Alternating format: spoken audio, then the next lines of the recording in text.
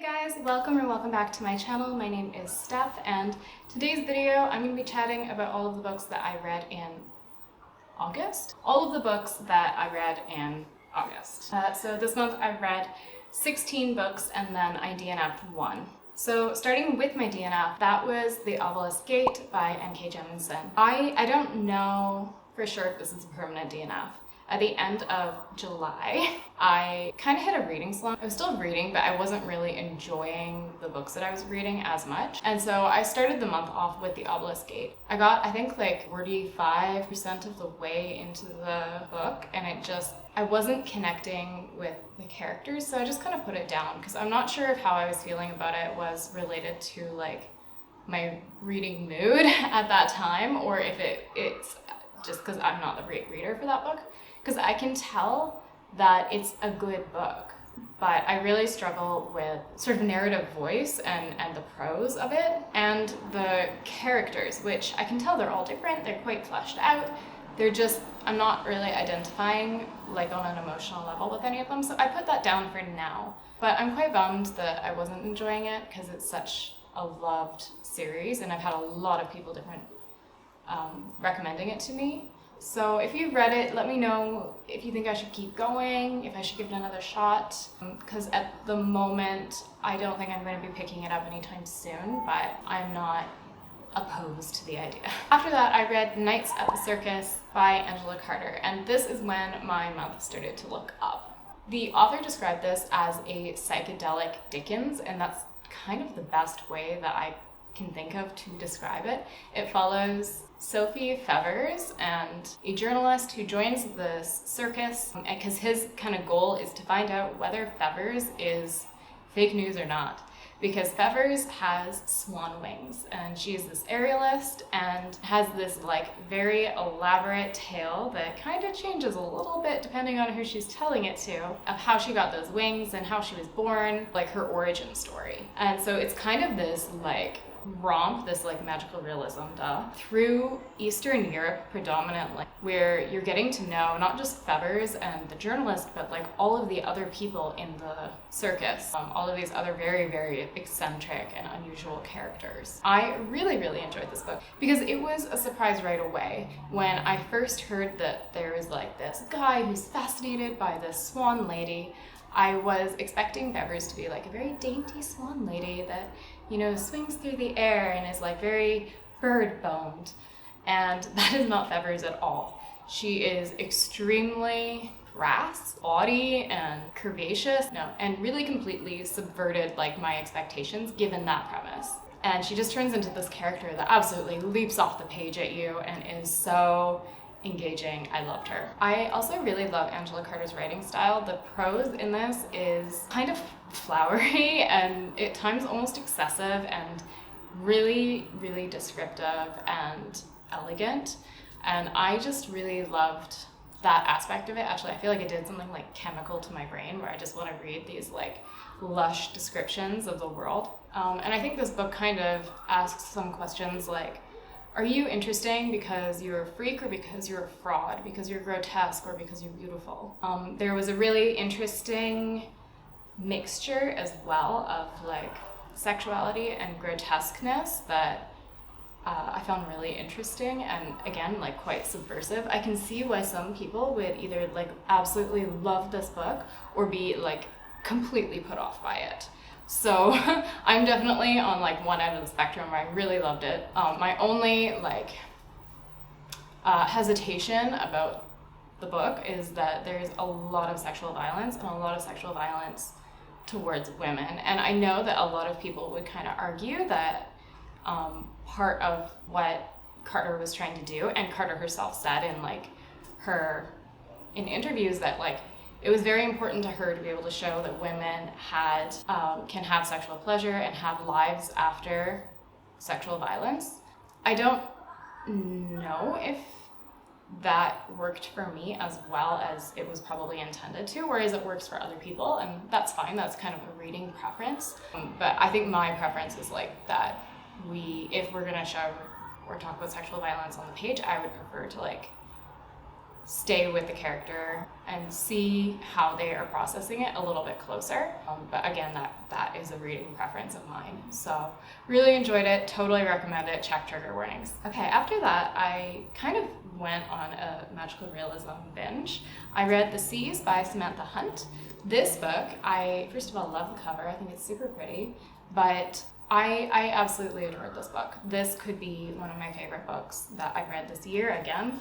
It is super emotional and super beautiful in how it talks about grief and the sense of loss and sense of loss of self, because the main character, I don't even remember her name. I don't think we ever find out her name. I don't think we know her name. But her father disappeared into the sea quite some years ago, and he was also the one that kind of told her and encouraged her in this fantasy almost that she is a mermaid. And so it's kind of her processing through some of that stuff, and also her relationship with a guy who's a lot older than her, who is newly returned from Iraq, how he's changed and how her relationship with him affects her perspective of herself and how she feels about her father. I thought that this was super poetic, really thoughtful, really beautiful, kind of dark. And what I enjoyed about the prose in this as well is that it's beautiful and poetic, but also extremely to the point. As you can tell, it's quite a thin book for all of the topics that it covers. And as somebody who grew up in the Pacific Northwest, I thought that it captured the experience of living in a small, lonely town by the ocean so well. And yeah, I just resonated with a lot in this book, and I thought it was really, really lovely. Another book that I loved this month was Ninth Rain. Okay, if The Obelisk Gate was a disappointment, The Ninth Rain completely made up for that. This book, I'm genuinely shocked that it is not more hyped. I loved this. It's a fantasy that is actually really hard to describe, and I'm not completely sure where or how to start, because it's kind of a bit genre bending, where you can see a lot of sci-fi elements. There's like almost this alien force. Okay, I'll back up. Okay, so there is a woman in Vintage. She is in her like 40s or 50s, and she is bent on understanding this, sort of alien force that has come and went in these rains that come through and basically try and like decimate everybody who lives on their like land. They've also like left behind a lot of this like muck and rot, and she's trying to investigate all of that. So she's kind of like a historian, academic type, and like really hilarious if you want to talk about somebody who kind of subverts a little bit of expectations. She's a great character. And then there is Fell Noon, who is a witch, and I feel like if I describe this, it might actually sound a little silly, but I don't think that it comes across that way in the books at all. There's basically in this world also like a covenant of witches that are kind of like kept hidden from the world and can't like go out. They're isolated and taught to use the winnowing flame, which is like a magic system, mostly revolves around fire. And so Fell Noon escapes at the beginning of the book and from this covenant, and she meets up with our two other characters, the third being Cormelin the Oathless, who is working with Vintage. He's an Aborian who is this kind of race that has a special relationship to this sort of tree god that gives them power, but this tree god has gone kind of missing, and these three meet up, and a number of the characters are having like mysterious dreams about a ninth rain happening, and then they kind of get caught up on this like adventure / chaotic unfolding of events. Absolutely horrific description of what the book is about. However, it took me a little while to get into it, but I really feel like it does everything right. Like the world building is so interesting and imaginative and exciting, and then the characters are really well developed. They each have their own voice and agendas and interests and personalities. There's like a bit of a mystery plot. And it's something really different. I feel like it would appeal to people who enjoy like Gideon the Ninth, where you're also kind of seeing a little bit of a blend of sci-fi and fantasy. It's completely different. I'm like halfway through the second book as well, as of like this morning. And it's just, okay. After that, I was waiting on all of my books coming from the library. I didn't really feel like reading any books I had on my shelf. And so I picked up Twilight. I have read this book, obviously everybody's read this book, about a teenage girl falling in love with a vampire, but when I read it as a teenager, I didn't like, it wouldn't be completely right to say that I didn't have any particular feelings about it, but it wouldn't be totally off either, because I didn't love it and I didn't hate it. I was reading Stephen King and kind of doing my own thing. So this time around was interesting. I think reading it now is like a little bit nostalgic and kind of funny. It's not, in some ways it's not actually as bad as I remember it. Granted, I probably have watched so many videos and like heard so many like commentaries at this point of like how terrible Twilight is, and it's like not that bad of a book, but it's also like so angsty and like ridiculous teenage drama. It was very entertaining. I didn't rate it, I'm not going to, but I also heard that they're making a new TV series about Twilight, like based on the series, and I cannot imagine what that will be like. I'm kind of expecting a lot of cringe. I don't think that there's a way you can make a sparkling vampire and not have a lot of cringe involved, but we'll find out, I guess. So yeah, I read Twilight. It was a fun good time. And then after that, I picked up The Housemaid. Oh my god, this was so twisty. I really didn't think that I was going to enjoy it this much, but I really could not put it down. But I made myself like right before one of the big twists happens, I made myself like put it down, and I just like thought up every single like potential way it could go and like wrote it down. And I mean, one of the things that I eventually guessed was partially the ending, but I enjoyed every second of getting there. But anyway, what's it about? So this book, before I continue reviewing and gushing all of my feelings and thoughts, this follows a young woman who is on parole, so she has to have a job and she has to have a place to live. But she has lost her job and she is living in her car and hiding that from her parole officer. So she's trying to get a job as soon as she can, and she applies for this like live-in housemaid position for an extremely rich, beautiful couple. So she moves in because it's a live-in position, and there's like this creepy little room up at the very top of the attic with a door that locks from the outside.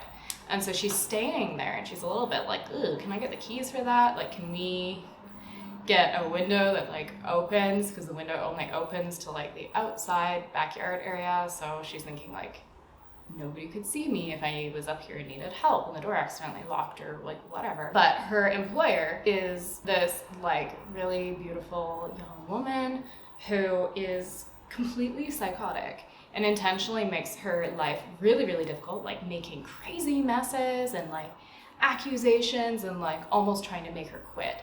And then her husband is just like a really nice, decent guy. And so she's working like things began happening. Because there's things about it that are kind of like conveniences or don't really make sense. And like the ending is a little bit unrealistic and almost silly, but at the same time, for the type of book that it is, I think that actually having a ending that made sense would not have been satisfying from like a narrative standpoint. So sure, okay, there's a little bit of suspension of disbelief that's involved, but I absolutely loved it. And like that last page, if you have read it, it's like a movie. It's like the closing bit of a movie where you're just like, oh my god. Now I need to read the second book because I'm on the train, the Housemaid train. Okay, after that I read The Ashes and the Star-Cursed King. That is the sequel to The Serpent and Wings of Night.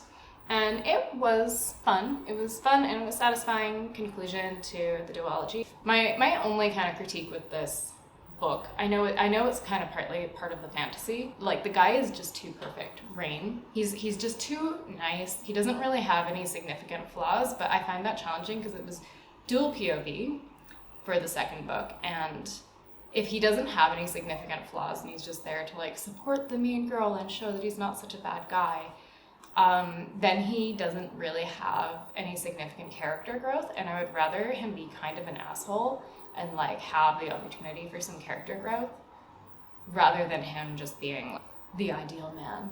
off the bat. Also, if you've read the book, you know, he's like constantly like, there she is. And it's getting so fucking irritating. That series, it kind of gave me what I was looking for. This series is about a young woman named Aurea who is raised as the human daughter of the vampire king. That's kind of the premise. In the first book, she enters a tournament to get like a special sort of wish from the vampire goddess Nyaxia. And she meets this hot guy named Rain who's in the competition, and it's like a competition to the death, kind of like Hunger Games style, where there's these sort of tournaments or tasks. After that, I picked up a great little gothic horror called the Hacienda. It is kind of sold as like Rebecca meets Mexican Gothic, and I loved this a lot. But it's set in like historical Mexico, and then the character, she marries this guy who has a lot of money because she was on the her father was killed by like in the Civil War from the opposing side that lost, and so she marries one of the victors. Her mother basically cuts her off because of it, and she because she is desperate and doesn't want to be poor, and so she goes and moves to his hacienda, which is like a traditional cool, I'm going back to the city, have fun. He just leaves her there with his sister, who is sort of the boss of the house and a little bit antagonistic and does not live in the house. She lives away from the house. She does not like the house. And we quickly learn that's because the house is haunted. So then we begin to also learn the history of this guy's previous wife who died and who is haunting the house, what is going on. And it just gets creepier and creepier. It's everything you could possibly want from a haunted house kind of book. We also have a hot priest who is also a witch that is trying to assist her in this.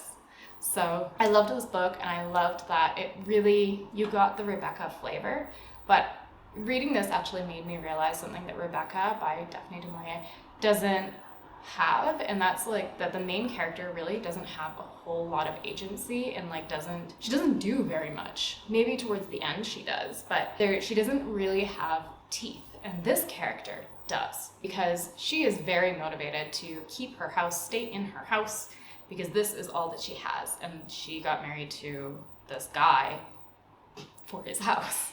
So she is a lot more proactive about addressing the ghost and having like confrontations and identifying the mystery of who it is, what happened in this house. I thought that the way that the author also handled the history of colonialism and racism really well, and the way again that she used like gothic horror and horror elements to address some of those issues was very clever and very interesting, really well done.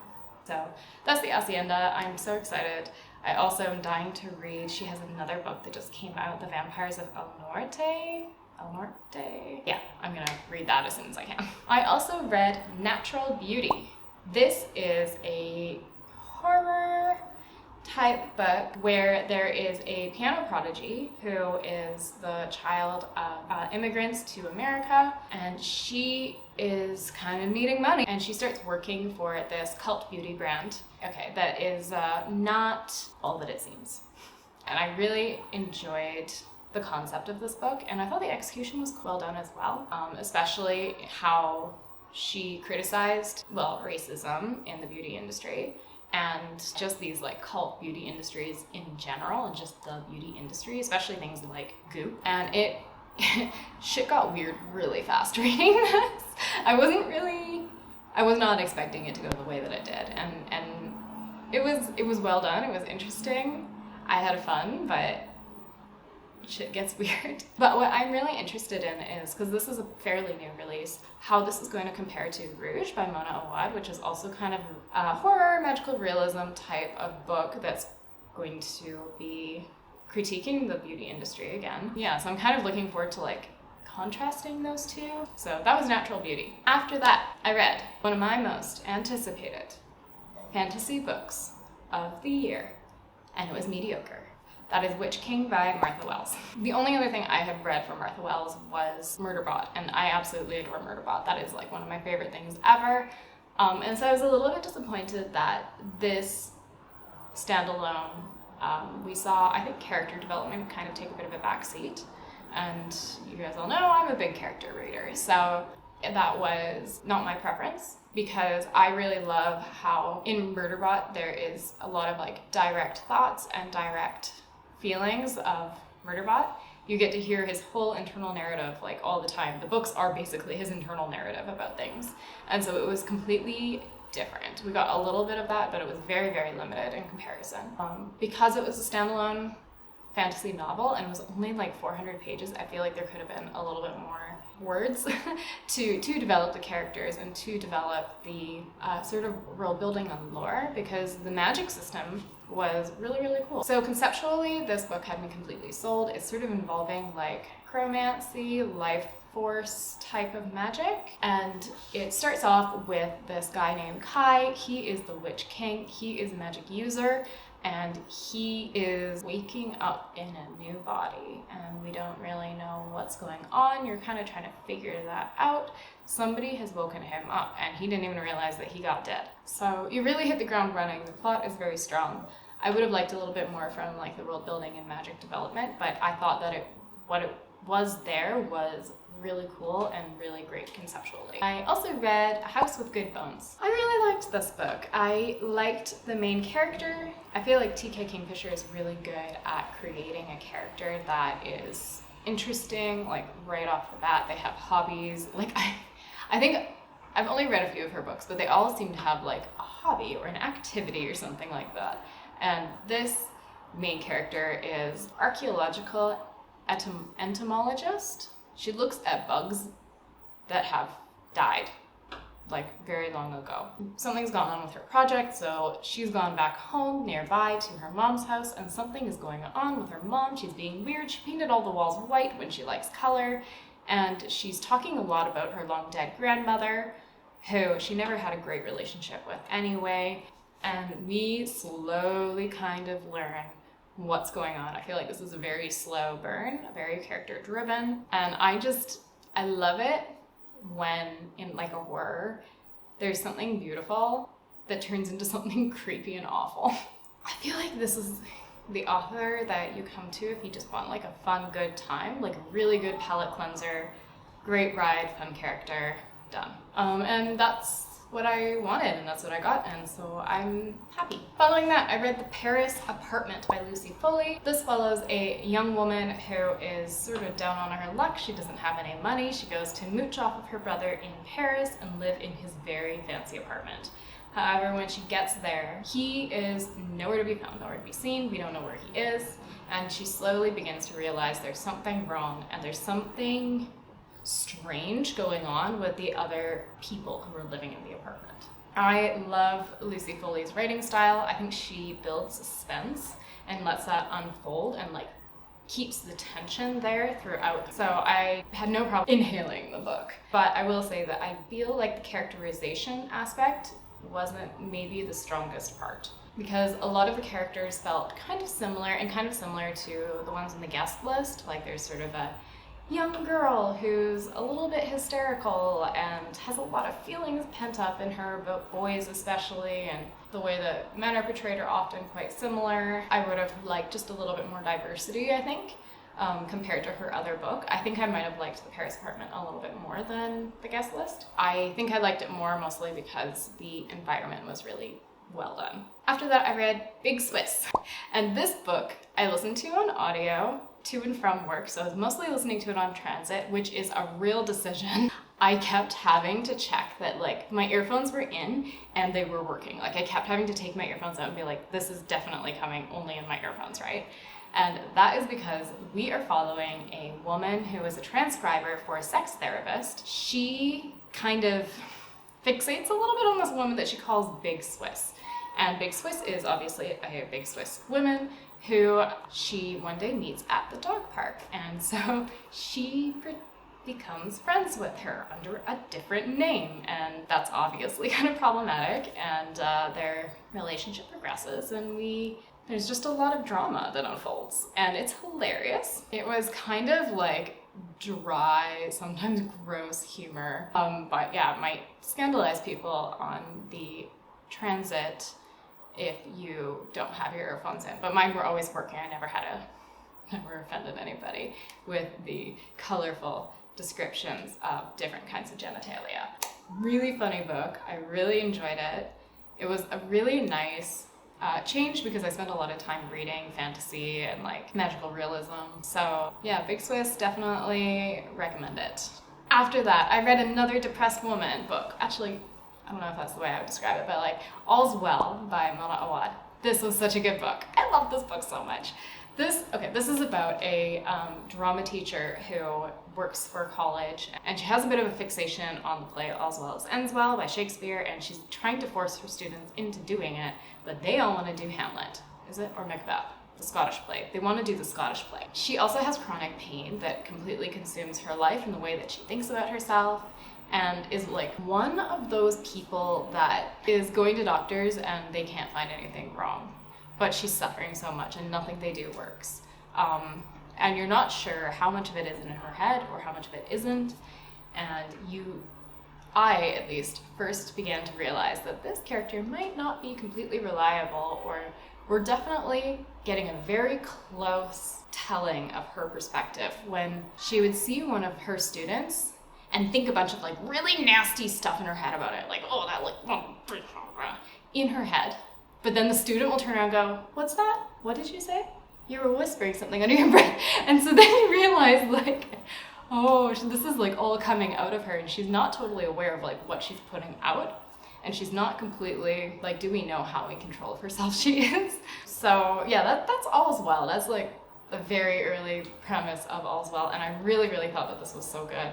I thought that there was a really interesting sort of commentary and question about pain and women's pain as well, and who is believed, who is not believed, and then like what Mona Awad does with this. That's really great. I almost like this more than Bunny, I think. I really enjoyed it, so All's Well. After that, I read Saturnalia, which was a book that I have been trying to get my hands on for so long. In the end, I just got the ebook. This is following a young woman who is living in our world, but it's like an alternate our world. It's a dystopian version where there's climate change and like disasters happening all over the place. She's living in, I think, Philadelphia. There's a lot of like alchemy and these secret societies springing up all over the place. There's a holiday called Saturnalia at the Saturn Club, and she used to be a part of this club, but we don't know why she left. And then a friend from her past kind of comes back and wants her to make a special delivery at this club for him. And so she's desperate for cash. He offers her some, she says yes. And then we begin to bounce back and forth to her history with these 4 main people that she used to really be very close with and has these very complex feelings and history for. And then things get darker and she gets pulled in more and more into some of the secrets and the things that they're doing in these clubs. And I'm not gonna lie, it is super confusing in the beginning. I loved a few things. I liked this book a lot. But I have some reservations. Because you're immediately flung in and the plot really doesn't stop. She's running around and bouncing back and forth. It's a bit hard to nail everybody down in the beginning, and it's a bit hard to kind of get to know your main character, because I'm looking for like an emotional connection with my main character early in the beginning, and we didn't really get that because we're unraveling the secrets of her past. The first emotions that we kind of get from her is a lot of suspicion and fear, but we don't know why. And when that unfolds, that changes everything. I thought that the way that alchemy and magic was portrayed in this was also really cool. I haven't really seen anything quite like that before. And I think it could like appeal to fans of like both Holly Black and The Secret History. Like there was a bit of a classic feeling to the magic that Holly Black kind of draws on, and like folklore, fairy tale, and like classic alchemy. And then there's like the secret societies and like backstabbing and shifting of power and loyalty that's going on. After that, I read a classic older fantasy book, or I don't know if it's classic, but it's an older fantasy book from like '98, called Sword in the Storm. This is part of the Regante series, and a friend recommended that I read it. We're following a young man named Conovar from like the day he's born to him becoming a young man and coming into his power. It's inspired by like Celtic magic and like mythology with the, I can't pronounce it, the I don't know. Celtic magical spirits, anyway. It's been a long time since I read anything like with that in it, so that was actually really, really nice, and I really liked that. Conovar is kind of growing up knowing that he's a little bit different. These magical people some of them are kind of like tricksters and like Other ones are, you know, well-meaning, but kind of evasive and secretive. And he seems to have kind of gotten their favor. You see him with very good intentions growing up, making some really big mistakes that have really big consequences that then kind of color him and affect him for the rest of his life. I like that aspect of the character development, seeing him make these errors and like how that affects him. And then there was also some interesting points of view moments, because it's about Conover. It's predominantly about Conover and from his perspective, but you kind of jump around to other people who live in his village and town as well.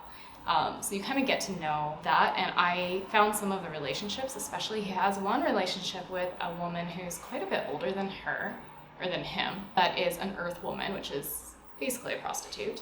And they are kind of like friends. They have a really interesting dynamic and relationship where she becomes really important to him in a way I'm not gonna get really into, but when Conover does stuff that's not very good, intentionally being bad here, you don't usually see it on the page. Actually, you hear about it later as he's processing it to somebody else, often from somebody else's perspective, which I thought was really interesting and kind of an interesting way to reflect on his state of mind in those moments. Yeah, it sort of in the storm. It was fun. I'll probably slowly make my way through the series whenever I feel like I want a hit of some like older classic fantasy. So I'm glad I read it. And finally, Cackle. This book was one, I finished it last night and I'm still kind of processing it because I feel a little bit conflicted about it. Part of me, okay, first I'll describe it. So it's about this woman who, her boyfriend and her decided to be friends after like 8 years. They're not meant for each other, they should just be friends. And it's coming from his side, so she is completely heartbroken and she moves to a small town, changes jobs, becomes friends with this woman who everybody kind of respects and seems to fear in the town, who's a little bit reclusive and lives in the woods. She's ageless, her name is Sophie, but they become really good friends. Things unfold. Yeah. I have thoughts. So I liked the writing style of this book. It was very fast, very easy to read. It almost starts off like a bit of a rom-com, which threw me a little, and I wasn't sure how it was gonna end. I would kind of describe it as like cozy creepy, but more like cozy and funny. And I like the overall message of the book, which is like, you don't necessarily need anybody like to validate you. You should put your needs first and relationships and da da da da da. But I do think that they took the character who's supposed to kind of embody the message of the story to an extreme, to the point that it was a little toxic. Like, I think Sophie was a little bit toxic and problematic, but I also wouldn't want her to be perfect either, because I think that actually gives her the dimensionality that she needed, and it made her interesting and like fun to read, because it would have been a completely different story. But I was very interested by how the book ended. Yeah, and I think that's what kind of threw me, is because the beginning of the book and the way that it was written was sort of a rom-com, like it was gonna have a happy ending, but there were elements about it that made me almost think this is a bit of a villain origin story more than anything else, because Sophie seems like she's a good influence, but I actually don't know how much she really was. So I can't tell what the intention of the book was, I think is what the challenge is. It's like, I can't tell if this was a rom-com that's like supposed to be about female empowerment, or if it's like kind of a villain origin story with a conversation going on about female empowerment and like how that can become toxic. I don't know. If you've read this, tell me what you think. I'm curious. Like, I totally enjoyed reading it, but I'm still processing it. That's what's going on for me. Yeah. My camera is literally dying right now, so I'm gonna say goodbye. Those were the books that I read this month. As always, let me know your thoughts. Have you read any of them? Did you like them? Do you want to read them? Let me know. But if you made it to this part in the video, thanks so much for watching.